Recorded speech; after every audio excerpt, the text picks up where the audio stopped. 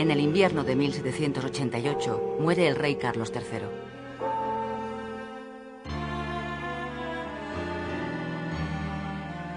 Comienza entonces el reinado de Carlos IV. Llega al trono después de una larga espera con 40 años de edad. Hereda de su padre, además del reino de España y un gran imperio colonial, un poder absoluto para gobernar. En él se concentran todos los poderes del Estado. El rey es a la vez legislador, juez y gobernante. Gran aficionado a la caza como su padre, es bondadoso, pero débil de carácter. Todo lo contrario que su mujer, su prima María Luisa de Parma, con la que lleva casado más de 20 años y que tiene una personalidad mucho más fuerte. Ella ha sido la reina más denostada de nuestra historia, acusada de infiel, viciosa, astuta y egoísta.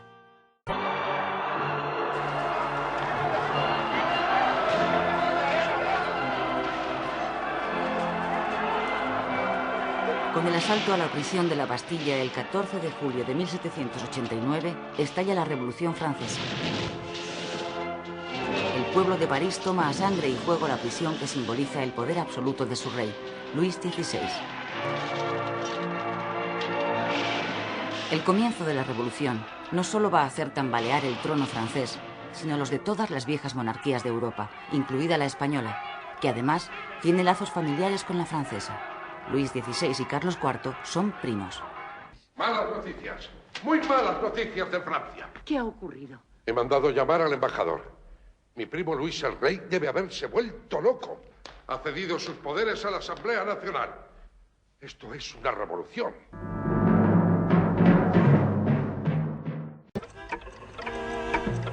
En un intento desesperado por salvar a su primo Luis XVI, Carlos IV cesa fulminantemente al conde Aranda y, ante la sorpresa de todos, nombra nuevo primer ministro a Manuel Godoy, un hombre de su confianza pero sin apoyos políticos. A partir de este momento, su reinado estará indisolublemente unido al de Godoy, quien va a dirigir el gobierno de España, salvo un breve paréntesis, hasta su caída en 1808. Godoy llega a primer ministro con tan solo 25 años. Hijo de un regidor del ayuntamiento de Badajoz, había ingresado 5 años antes en la Guardia de Corps, encargada de dar servicio de escolta a la familia real. Allí se había ganado el favor de la reina María Luisa y la confianza de Carlos IV. En tan solo 5 años logra un vertiginoso ascenso militar, social y político y pasa de oficial a teniente general y duque de Alcudia con grandeza de España.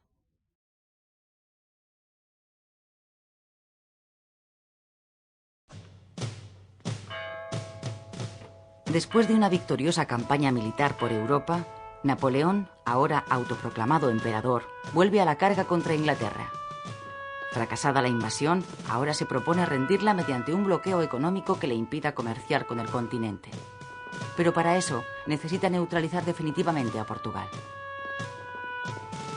El plan de Napoleón consiste en invadir Portugal desde España con tropas francesas y también españolas. Godoy cede a las presiones y España acaba firmando el Tratado de Fontainebleau, en el que se fija el reparto de Portugal. Un ejército francés de 28.000 hombres atravesaría España para colaborar en la invasión, y después de la victoria, el sur de Portugal sería para Godoy.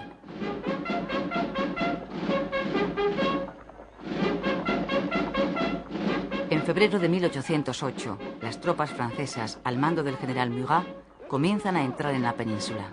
Pero ocupan las fortalezas de las ciudades por las que pasan, es decir, se comportan como conquistadores. Lo que sucede en realidad es que Napoleón está poniendo en práctica su plan secreto: incorporar a Francia el nordeste de España, desde Pasajes hasta Tarragona, y extender su frontera hasta el Ebro.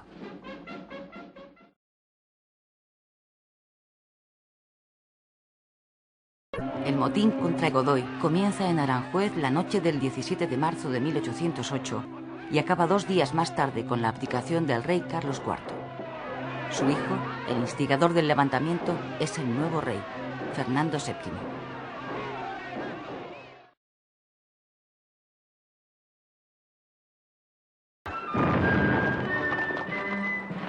Napoleón, que ha estado atento, incluso alentando, el enfrentamiento en el seno de la corona española, cambia de planes y convoca en Bayona a padre e hijo para mediar en sus diferencias. Detrás de este cálido recibimiento, Napoleón esconde sus verdaderas intenciones: hacer abdicar a los dos Borbones y nombrar rey de España a su hermano José Bonaparte.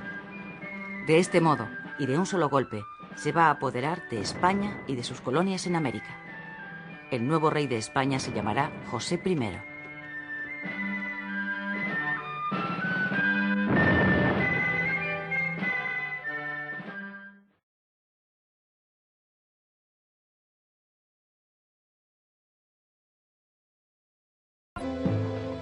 El 2 de mayo, los madrileños presencian la salida del Palacio de Oriente con destino a Bayona de los últimos miembros de la familia real, incluido el hijo menor de los reyes, el infante Francisco de Paula.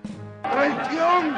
¡Es el secuestro de toda la familia real! ¡Muerte a los franceses! El odio contra los franceses estalla. ¡Fuera los infantes! ¡Fuera los invasores! ¡Sacaremos a Napoleón! ¡A por ello! ¡A por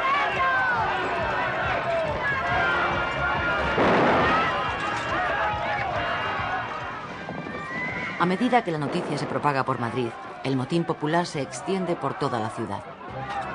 En la Puerta del Sol se produce el sangriento choque con los mamelucos, mercenarios egipcios al servicio de los franceses, que años más tarde inmortalizaría Goya.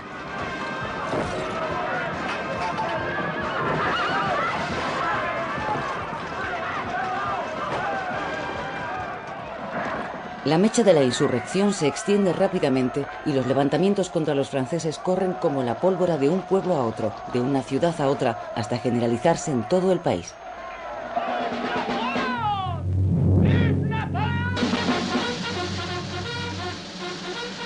El 19 de julio de 1808, en Bailén, se celebra la primera batalla en campo abierto entre franceses y españoles. ¡Adelante! ¡Por España!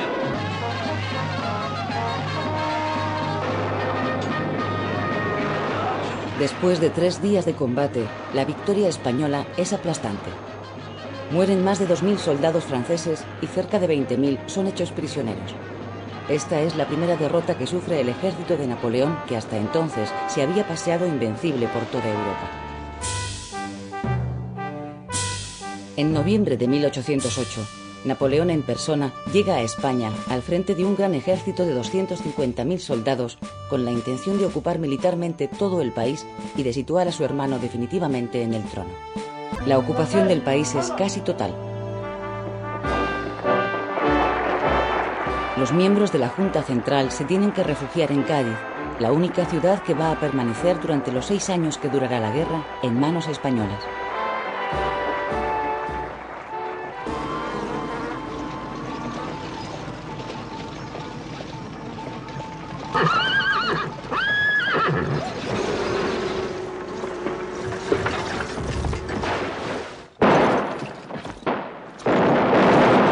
Tras la derrota y el desmoronamiento del ejército español, la resistencia patriótica recurre para hacer frente al dominio aplastante de Napoleón a una nueva modalidad de guerra no convencional, la guerra de guerrillas.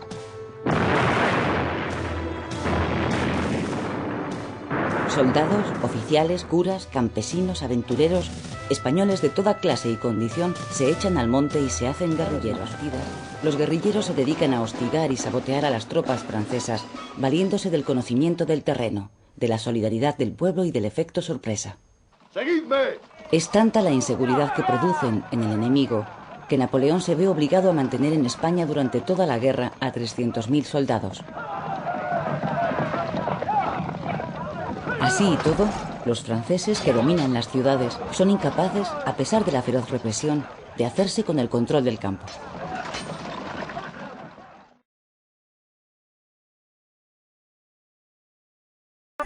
Para gobernar, José I se rodea de un amplio grupo de españoles que ven en el nuevo monarca el camino para la regeneración del país. Son los afrancesados. Sí, juro. Muchos de ellos son funcionarios que, después de jurar fidelidad al nuevo rey, continúan en sus puestos.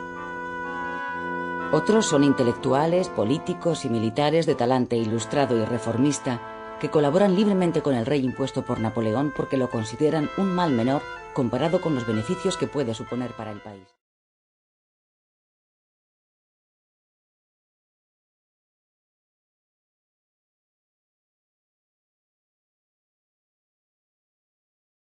y después de reconocer a Fernando VII como su rey, las Cortes establecen la separación de poderes y asumen para sí el poder legislativo. Hasta ese momento había sido prerrogativa del rey la elaboración de las leyes. Aquí continúan con su frenética actividad legislativa. Aprueban la libertad de imprenta, decretan la abolición de la tortura y la de todos los privilegios feudales, y comienzan a elaborar el proyecto de una constitución que es aprobada después de un año de debates en marzo de 1812. A lo largo de cerca de 400 artículos, la Constitución establece que la forma de gobierno de España es la monarquía parlamentaria. Reconoce a Fernando VII como rey constitucional, declara a la religión católica como la única de los españoles y suprime la Inquisición. La Constitución de Cádiz es promulgada el 19 de marzo de 1812, día de San José, coincidiendo con el 4º aniversario de la subida al trono de Fernando VII. Por este motivo el pueblo gaditano la bautiza como la Pepa. ¡Viva la Pepa! Con la Constitución de Cádiz se hace realidad en España, de una forma pacífica, el triunfo de la burguesía y de su programa político, el liberalismo. España es, tras los Estados Unidos y Francia, el tercer país del mundo en recoger en su Constitución los principios democráticos de la igualdad y la libertad de sus ciudadanos. ¡Viva la Constitución!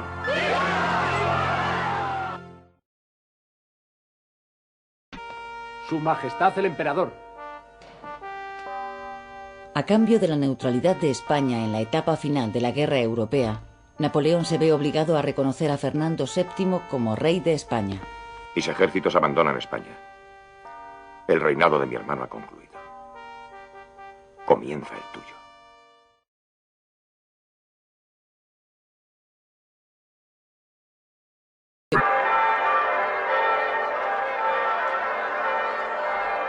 Después de haber recorrido media España en olor de multitudes, el 13 de mayo de 1814, Fernando VII hace su entrada triunfal en Madrid y la hace de nuevo como rey absoluto de todos los españoles.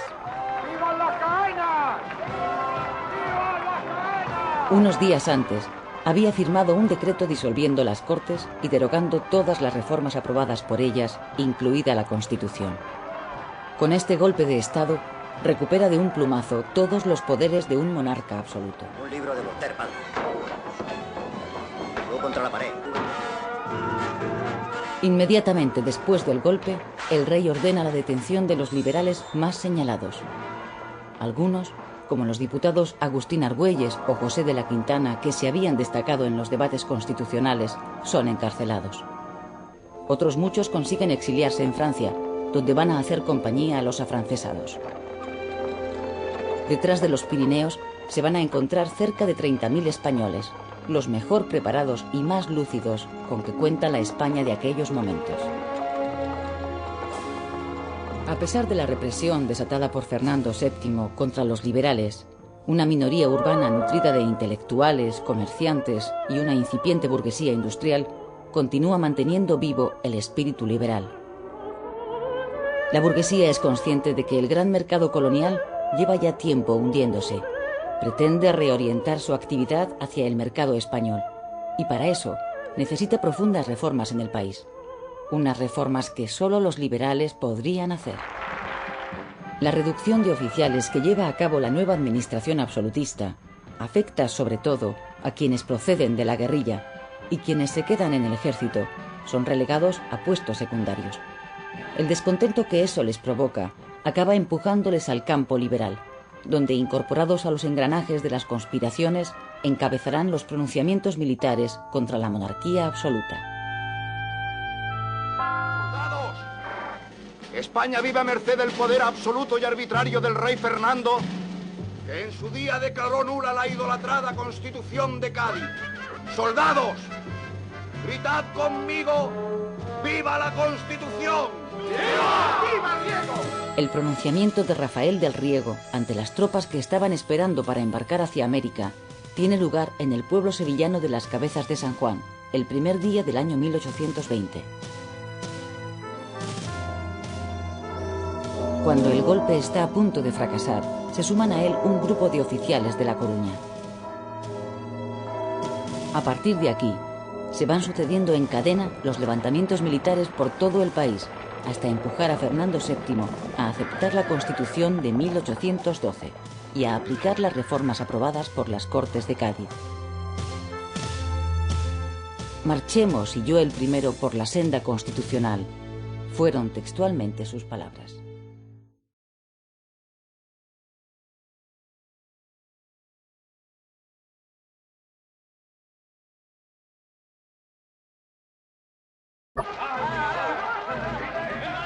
Con la derrota de Ayacucho, queda liquidado el poder español en Sudamérica.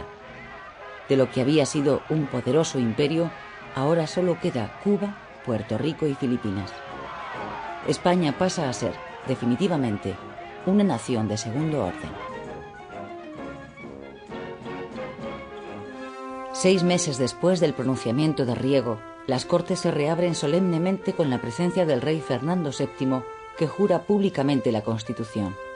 En 1823, España es de nuevo invadida por un ejército francés. Son los 100.000 hijos de San Luis. Se les llama así porque los envía el tío de Fernando VII, el rey francés Luis XVIII. En realidad se trata de un ejército de ocupación enviado por las potencias conservadoras de Europa, agrupadas en la llamada Santa Alianza, para acabar con la monarquía liberal y restablecer en el trono a Fernando VII con todos sus poderes.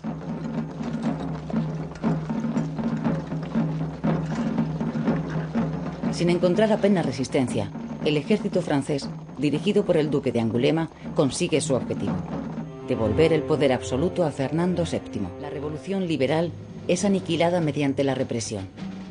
De nuevo, Fernando VII pone en marcha la persecución contra los liberales. Los más señalados, como Riego o el Empecinado, son ajusticiados. ¡Empecinado! Aprovecha los momentos que te quedan para salvar tu alma. ¡Muera la Constitución! Antes está detenido. Quíteme las manos encima. A partir del 1 de octubre de 1823, Fernando VII continúa con su reinado, ahora como rey absoluto, con todos los poderes del Estado en sus manos. Aunque esta vez, para no repetir el fracaso vivido tras la pasada experiencia absolutista, el rey decide introducir medidas reformistas. La creación de la bolsa o la aprobación del Código de Comercio, por ejemplo. La política reformista del gobierno provoca verdadera alarma entre los absolutistas más reaccionarios, también llamados realistas exaltados, que durante el gobierno de los liberales habían apoyado al rey. ¡Hermanos todos en Cristo, escuchadme! No importa que nuestro padre haya sido agraviado.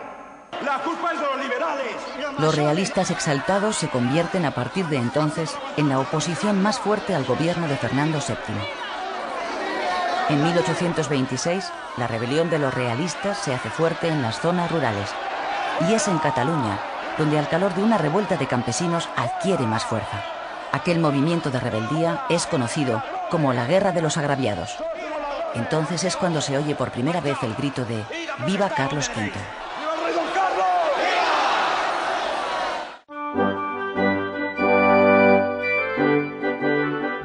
El llamado Rey Don Carlos es el infante Carlos María Isidro, hermano de Fernando VII, un hombre con fama de piadoso que es elegido por el movimiento ultra como su nuevo rey. El infante Don Carlos es, de hecho, el heredero del trono de su hermano Fernando, quien después de 3 matrimonios aún no tiene descendencia. La prematura muerte de la tercera esposa del rey, María Amalia de Sajonia, en la primavera de 1829, aumenta las posibilidades sucesorias del infante Don Carlos. Para desesperación de los realistas exaltados, 6 meses después de enviudar, Fernando VII, que tiene 45 años, vuelve a contraer matrimonio. Su cuarta esposa es su sobrina, María Cristina de Borbón, de 23 años. La boda tiene lugar en Aranjuez y es celebrada con festejos populares. A los 4 meses de la boda real y antes de anunciar oficialmente el embarazo de la reina, Fernando VII suprime en abril de 1830 la ley sálica, que desde el establecimiento de los Borbones en España impedía reinar a las mujeres. De esta forma, el monarca se asegura de que su próximo descendiente pueda reinar aunque sea mujer. Eso significa que su hermano don Carlos queda excluido de la sucesión. Y así es, en efecto. En el mes de octubre de 1830 nace una niña, la infanta Isabel. Ella es la heredera. El 29 de septiembre de 1833, con la llegada del otoño, muere en el Palacio de la Granja Fernando VII. El que fue último monarca absolutista de España había iniciado su reinado en 1808 en vísperas de una guerra y lo termina dejando a la nación en puertas de otro enfrentamiento, pero esta vez entre españoles.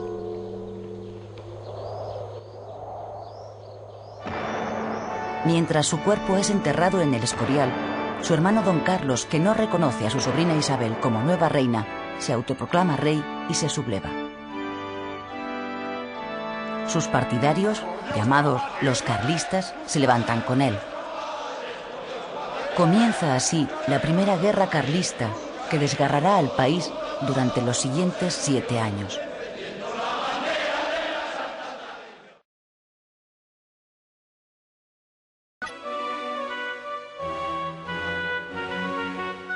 María Cristina, viuda del rey Fernando VII, pasa a ser reina regente hasta que su hija Isabel, que en ese momento tiene 3 años, llegue a la mayoría de edad.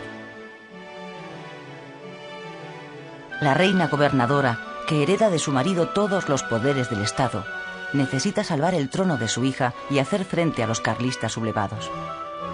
Para lograr ambas cosas, busca el apoyo de los liberales.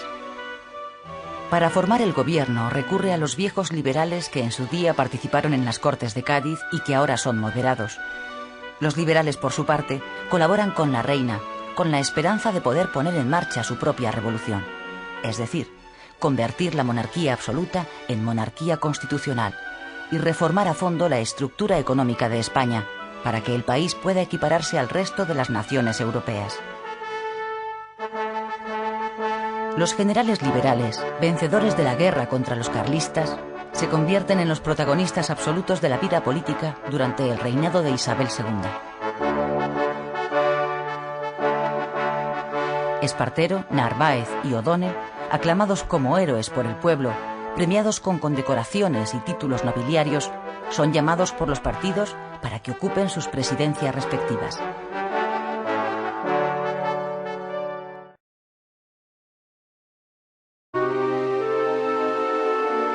Isabel II acaba rodeándose de una camarilla palaciega poblada de frailes reaccionarios, monjas milagreras y nobles intrigantes. Es la llamada Corte de los Milagros. La reina vive muy influenciada por esta camarilla, tanto que con frecuencia llega a saltarse la Constitución para intervenir en la gestión de los gobiernos y dirigir su política. La reina favorece con sus decisiones a los liberales moderados. En la ciudad belga de Ostende se celebra una reunión entre los líderes en el exilio de los progresistas y los demócratas y deciden unir sus fuerzas.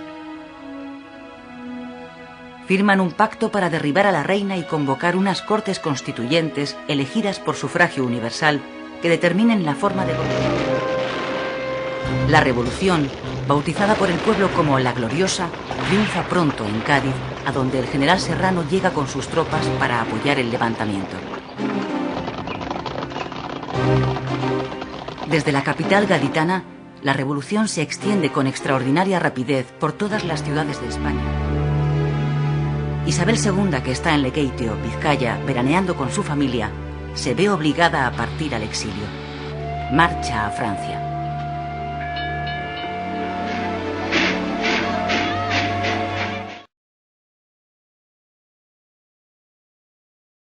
Con el triunfo de la Revolución de 1868 se inicia en España un tiempo de esperanza. En esos momentos se abre paso un nuevo liberalismo, el democrático, cargado de afanes renovadores, que aspira a democratizar la vida política y a modernizar la economía para que el país pueda sumarse a los nuevos aires que soplan en Europa. Las noticias procedentes de España aceleran en Cuba los planes de los independentistas y el 10 de octubre, 2 días después de la formación del gobierno del general Serrano, estalla en Yara, en la zona oriental de la isla, una sublevación. La encabeza Manuel Céspedes, quien promete a sus partidarios la independencia y la abolición de la esclavitud. De las colonias que aún conserva España, Cuba, Puerto Rico y Filipinas, Cuba es la más próspera y la mejor situada estratégicamente. Dedicada al cultivo del café, tabaco y sobre todo azúcar, es un importante mercado para las exportaciones de la península.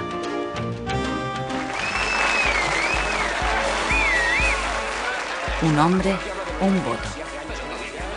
Este podría haber sido el eslogan de las elecciones que se celebran en España en enero de 1869 y en las que por primera vez se reconoce el derecho al voto a todos los españoles varones mayores de 25 años.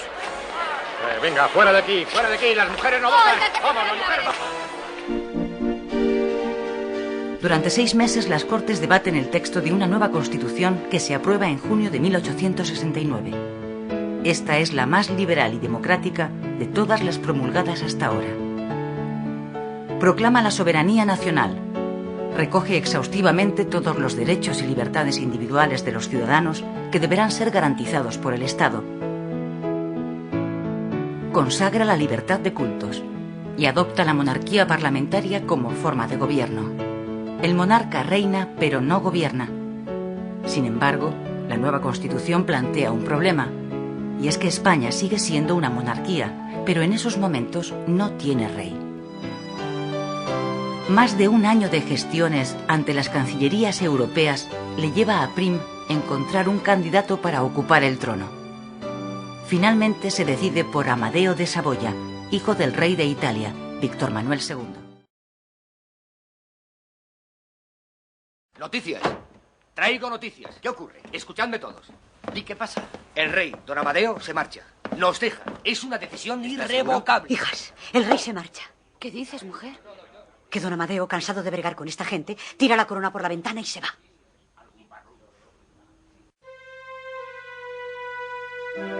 Incapaz de encontrar salidas para atajar los problemas que le han ido surgiendo, en los que para él han sido 2 largos años de reinado, el rey Amadeo I decide presentar su renuncia al trono de España.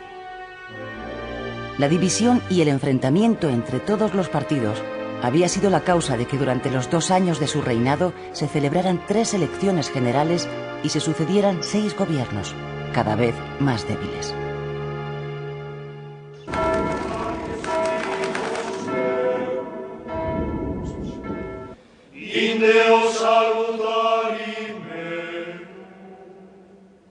Desde su llegada a España, Amadeo I no había contado con el apoyo de la nobleza, ni tampoco de la Iglesia. La aristocracia siguió siendo fiel a la dinastía de los Borbones, y la jerarquía eclesiástica, que había tenido que asumir la libertad de cultos establecida en la Constitución, recelaba de que el nuevo rey llegara a apoyar la separación total entre la Iglesia y el Estado, que cada vez con más insistencia pedían las sociedades liberales, cada día más anticlericales.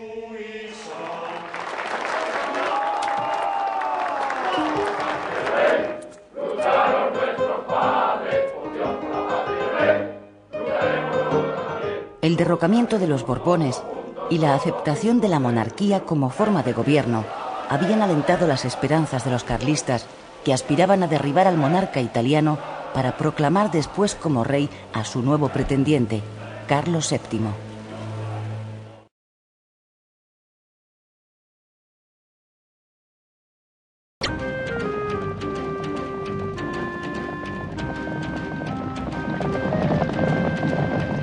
La Guerra de Cuba, que duraba ya 4 años, fue otro de los conflictos con los que Amadeo I tuvo que enfrentarse durante su reinado.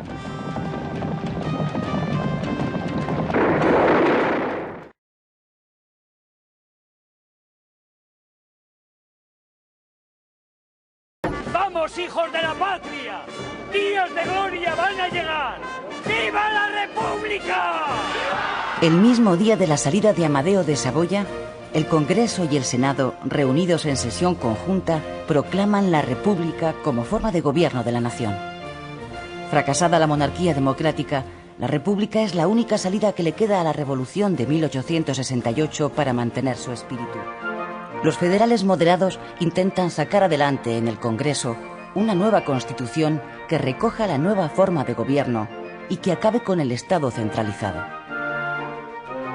En su proyecto, España había de quedar formada por 17 estados con amplia autonomía y se establecía la separación de Iglesia y Estado. Cartagena es la primera ciudad que el 12 de julio de 1873 pone en práctica la sublevación cantonal. Sus ciudadanos, con la ayuda de las tripulaciones de los buques de la Armada fondeados en su puerto, se hacen con el control de la ciudad y proclaman el Cantón Libre de Cartagena.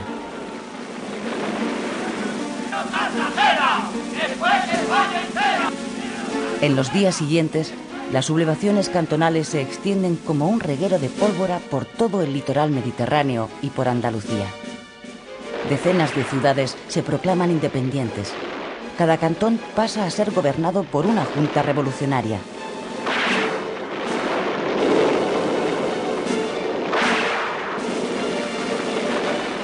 La insurrección cantonal provoca la caída de Pi y Margall a los 2 meses de su nombramiento. Las Cortes Republicanas eligen como nuevo presidente al federalista moderado Nicolás Salmerón. Dispuesto a restablecer el orden, Salmerón recupera la fórmula unitaria de la República y recurre al ejército para acabar con la insurrección cantonal. La mayoría de los cantones son reducidos por las armas, pero algunos fuertemente defendidos, como Cartagena y Málaga, resisten. Ante la posibilidad de que la República volviera a caer en manos de los intransigentes y se radicalizara de nuevo, el capitán general de Madrid, Manuel Pavía, ordena la entrada de sus tropas en las Cortes y disuelve la Asamblea. El nuevo gobierno, presidido por el general Serrano, acaba enseguida con el último foco de resistencia cantonalista, Cartagena.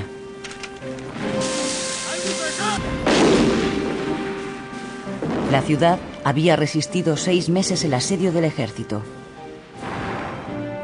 Mientras tanto, el historiador y liberal centrista Antonio Cánovas, que no ha participado en la vida política de la Revolución, está preparando minuciosamente, como satirizan los humoristas de la época, la restauración de la monarquía borbónica en la persona del príncipe Alfonso, aplicando la táctica de esperar y ver.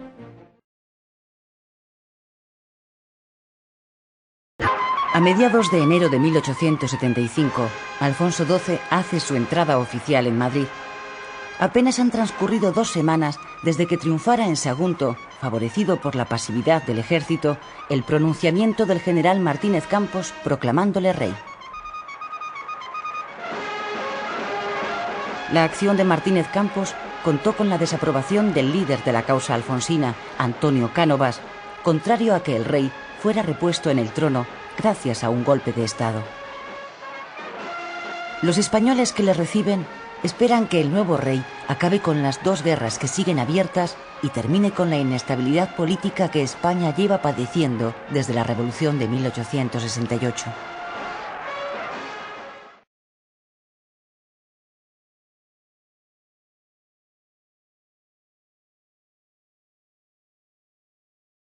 El sistema político montado por Cánovas está basado en el bipartidismo. 2 grandes partidos se alternan en el poder.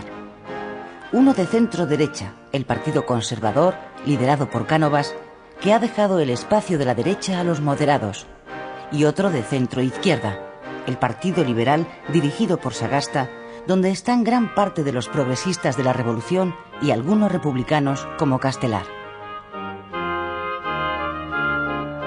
El rey, según la Constitución, es el encargado de administrar el poder entre los partidos. Él es quien propone al partido de turno para formar gobierno. Si el partido llamado no tiene una mayoría suficiente en las Cortes, procede a disolverlas y a convocar elecciones con la seguridad de que obtendrá entonces una mayoría holgada. Nunca en todo el siglo XIX, desde que comenzó el sistema de elecciones, las perdió el partido que las convocaba. Son los gobiernos quienes hacen las elecciones y no las elecciones al gobierno.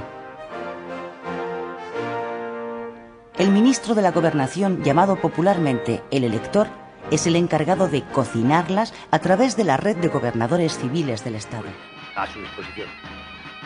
El último eslabón y el más decisivo de la presión que el gobierno ejerce sobre los electores son los caciques.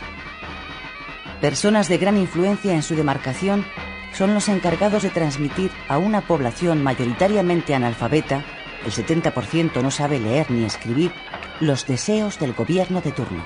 El caciquismo se hace fuerte en la España rural, donde los pequeños propietarios dependen de los caciques para su relación con el Estado, y en las pequeñas ciudades, donde las clases medias viven gracias al trabajo en la administración. ¿Qué tal vais? Así. Este más tuerzo que no quita el ojo a la caja. Nada, voy a ver si me lo quito de encima. Servando ¿Han de estar contentos los conservadores que no contigo, está ¿eh? en la lista. Que no está. Que sí que tiene que estar. Vamos, echa la papeleta y lárgate. ¿Cómo?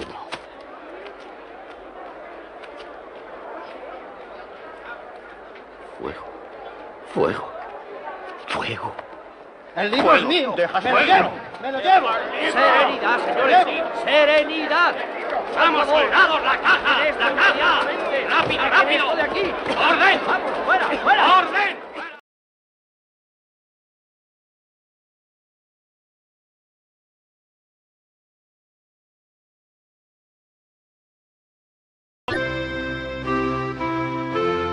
El 2 de mayo de 1879, en este salón de la Fonda Casa Labra de Madrid, se reúnen los 25 miembros fundadores del Partido Socialista Obrero Español.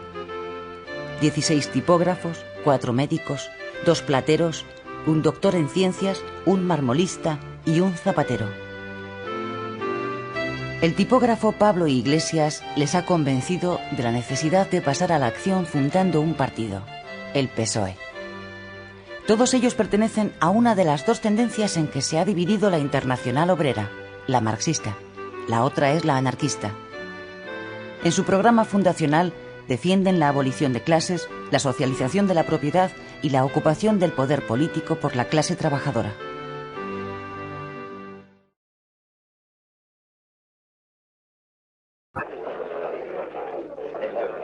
El terrorismo revolucionario que un grupo minoritario de anarquistas, partidarios del sabotaje y de la acción directa, practica en Europa como método de acción política, se ha instalado en Cataluña.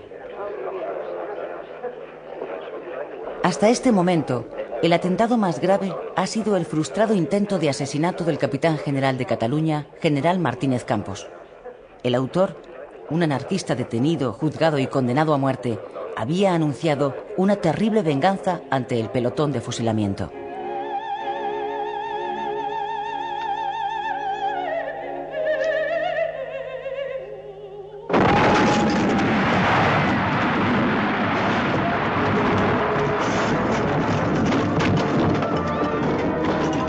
...22 muertos y decenas de heridos. Esta es la venganza anunciada por el anarquista ejecutado.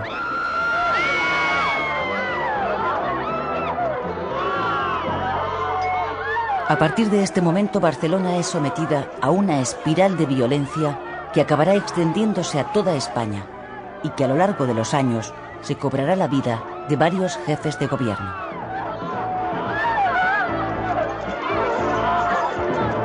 El país empieza entonces a poner nombre a un fenómeno que hasta ese instante desconocía: el terrorismo.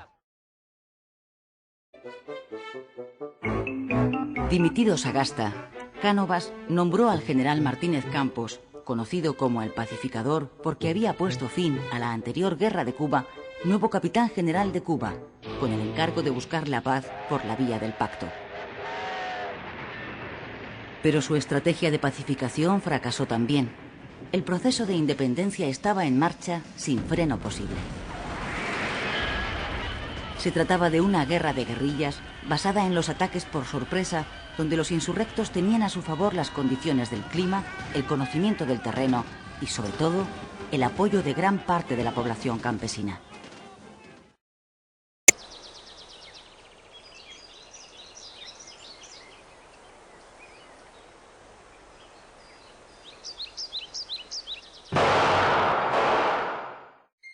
Agosto de 1897. El presidente de gobierno, Cánovas, es asesinado en el balneario de Mondragón, donde veranea. El autor es un anarquista italiano que actuó solo.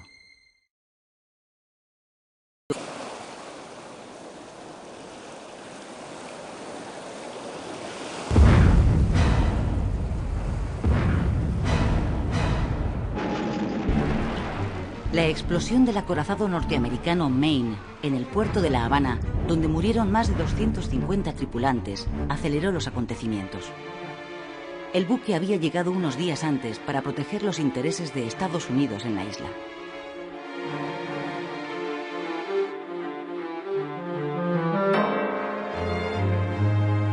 Las últimas investigaciones apuntan hoy a un accidente como causa de la explosión. Pero la reacción de la opinión pública norteamericana fue unánime. Se acusó a España de sabotaje. La prensa exigió represalias a su gobierno e incluso ofreció una recompensa a quien descubriera a los autores, por supuesto españoles, de la tragedia. ¡Extra!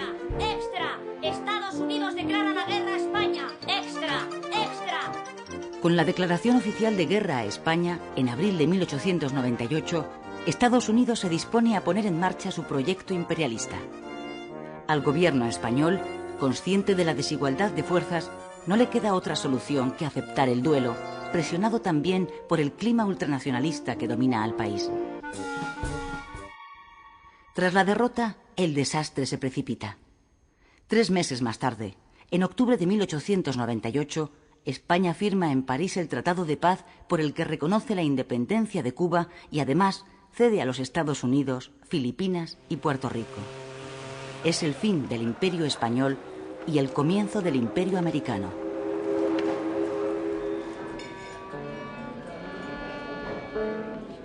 Después del desastre, como pasó a llamarse la fulminante derrota, el ánimo de los españoles cae abruptamente desde el entusiasmo al pesimismo y la frustración. A las tertulias de los cafés llega una palabra que empieza a ponerse de moda: regeneración. Los regeneracionistas, intelectuales encabezados por Joaquín Costa, aspiran a resolver los males de la patria aplicando una política quirúrgica que acabe de una vez con la oligarquía y el caciquismo.